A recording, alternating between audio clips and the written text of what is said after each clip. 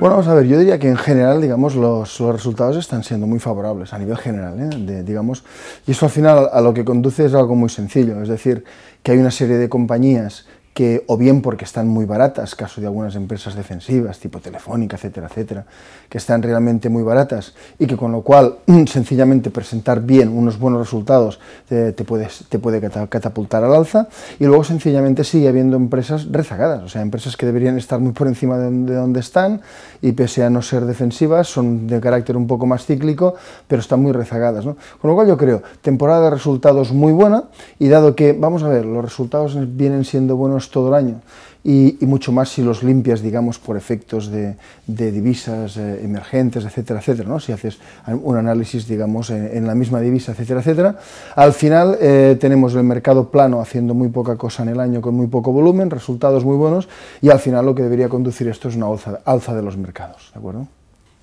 Sí, sí, sin duda. Vamos a ver, Telefónica, es decir, el inversor, señores, el inversor español está aburrido por Telefónica porque no hace nada, pero el inversor de cada país está aburrido con su propia telefonía. O sea, el sector de telecomunicaciones fue el peor sector bursátil el año 17, fue el peor sector bursátil el año 16, y aunque este año no ha arrancado bien, no espero para este año que sea un sector bursátil malo. Al final, estamos hablando de empresas muy baratas, estamos hablando de empresas de Telefónica que aparte vamos a ver posiblemente en los próximos años va a irse desprendiendo de negocios quizá menos estratégicos como pueden ser el inglés o como puedan ser el alemán. Esto le va a conducir a unos ratios de deuda distintos. Vamos a entrar en una nueva fase, la fase del 5G entre el año 2025, con lo cual lo que quiero decir es que yo puedo entender que haya inversores aburridos con Telefónica, y digo, no más aburridos que los ingleses, por ejemplo, con Vodafone, pero lo que sí quisiera decir es que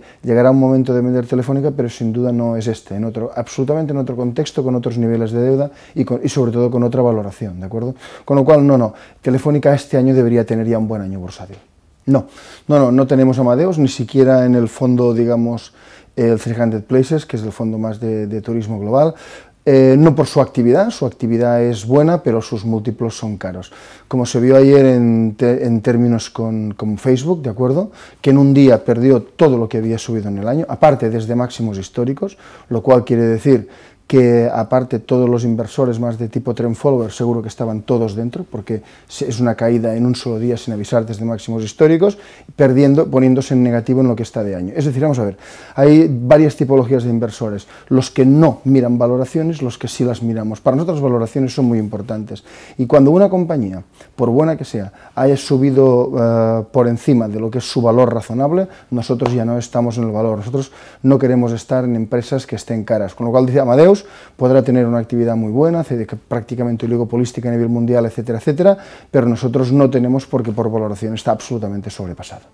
No puedo estar de acuerdo en recomendar renta fija porque las inflaciones están subiendo, los tipos de interés van a subir, ya han subido, hace 2 años que sube por lo que se refiere a la parte media y larga de la curva, en la zona euro la parte corta está anclada por el tipo del BCE, pero por ejemplo en Estados Unidos también ha subido todo, la parte curva y larga hace 2 años. ¿Qué ocurre? Esta subida de tipos que hace 2 años que dura va a intensificarse mucho más, va a subir mucho más, solo hay que ver en el último mes las tasas de inflación, cómo han subido tanto en Estados Unidos como en la zona euro, con lo cual comprar renta fija sigue sin ser una buena opción, probablemente lo sea en un par o 3 de años. Y respecto a las acciones de los bancos, yo recordaría sencillamente una cosa muy sencilla, ¿no? Quien quiera vender bancos tiene que hacerlo cuando los tipos de interés ya han subido. Es decir, si miramos el comportamiento, por ejemplo, de la banca americana antes de subir los tipos y después de subir los tipos, vimos como una serie de banca de inversión tipo JP Morgan, Goldman Sachs, etcétera, etcétera, llegaron a multiplicar desde antes de subir a después de subir, digamos, su cotización prácticamente por 4, ¿de acuerdo? Entonces, quien esté posicionada en banca de la zona euro, evidentemente ahora no tiene que plantearse su salida, en todo caso se lo puede plantear en un par de años cuando los tipos ya lleven bastante tiempo subiendo, ¿no? Los tipos cortos, ¿no? Con lo cual, el timing ahora mismo, sigue, es decir, absolutamente al revés, ¿no? No comprar renta fija de bancos y comprar bancos, excepto aquellos, lo hemos comentado algunas veces, que tengan problemas para seguir existiendo a futuro en una consolidación, ¿no? Que hay algunos, ¿no? Pero la mayoría de banca de la zona euro puede comprarse sin problemas. No, vamos a ver, el IBEX 35 vale un 40% más de lo que cotiza, ¿de acuerdo? Con lo cual estamos, es más, el mismo cálculo que lo acabamos hace un par de semanas, referido al Eurostoxx 50, nos da que el Eurostoxx 50 vale un 30% más de lo que cotiza. ¿Esto qué quiere decir?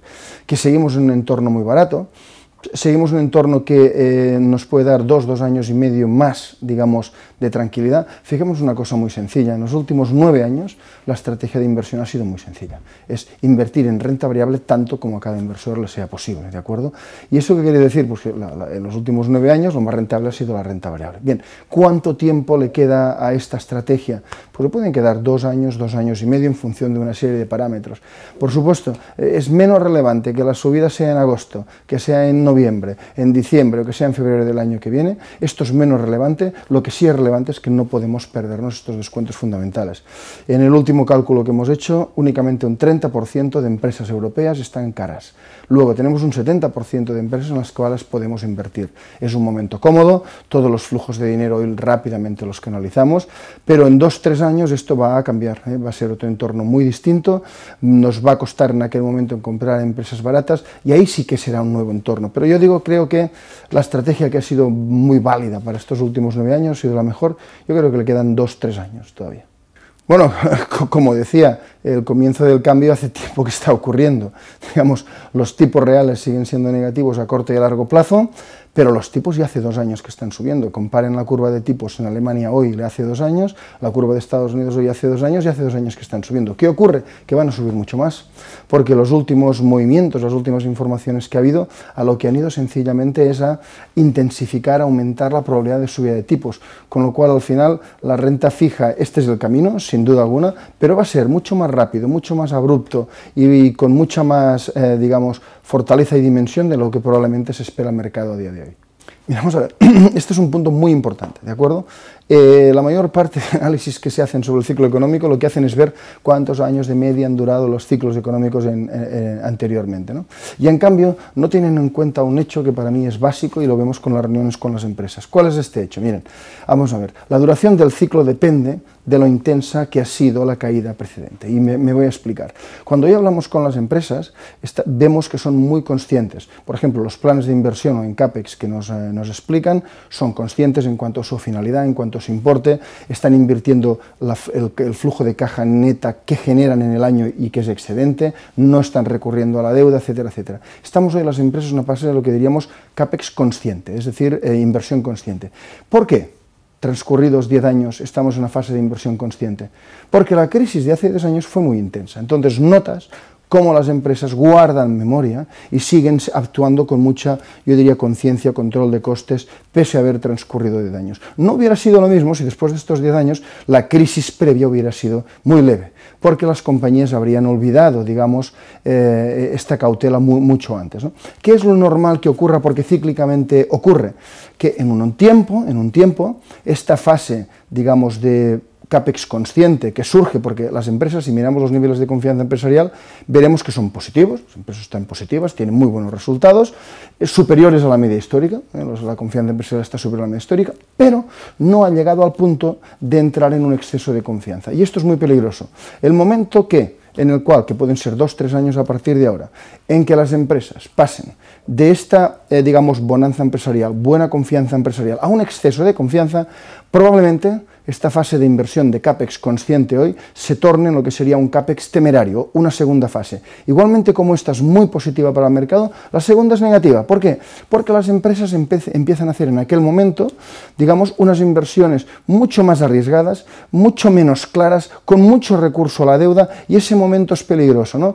Pero como para mí la confianza empresarial es probablemente, de todos los indicadores que tenemos que seguir para ver si el ciclo puede seguir, probablemente sea el más importante. Mientras el ciclo económico, la confianza de los empresarios sea positiva, pero no refleje un exceso de confianza, el ciclo puede seguir subiendo.